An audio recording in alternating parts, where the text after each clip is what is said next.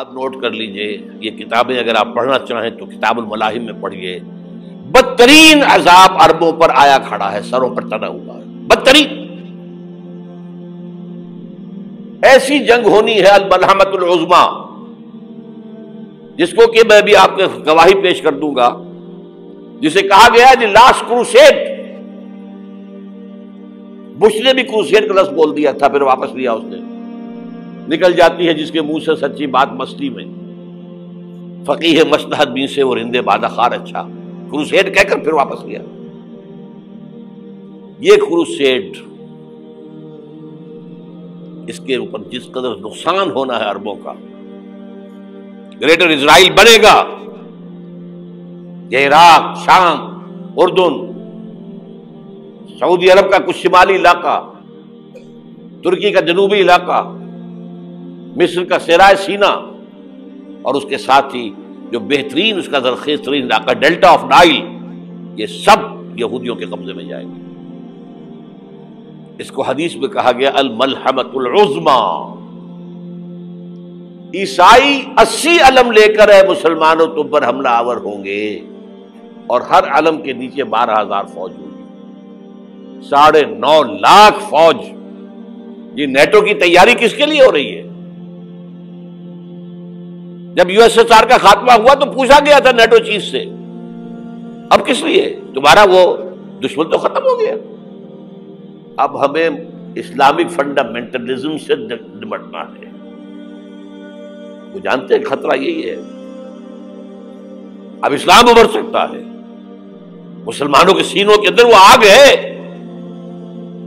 اوپر خاکستر آ گیا ہے، تم پہ اٹھانا بیٹھنا، یہ اندر تو انگارہ ہے، اوپر سے راکھ ہے، اس سے دھوکہ نہ کھا جانا ان کے دلوں کے اندر.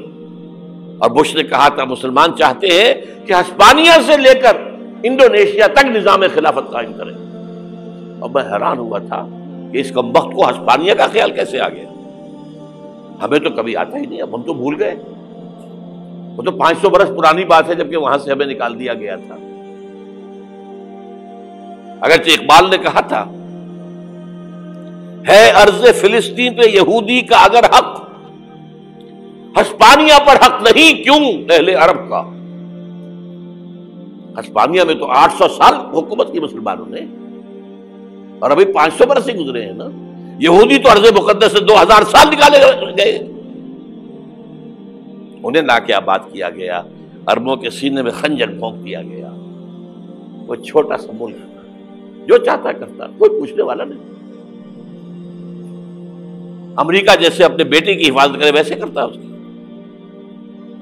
اور حضور نے فرمایا ہے وہ جنگ جب ہوگی تو ایک باپ کے اگر 100 بیٹے ہوں گے تو 99 ختم ہو جائیں گے، ایک بچے گا. یہ حدیث ہے، حدیث ہے صحیح.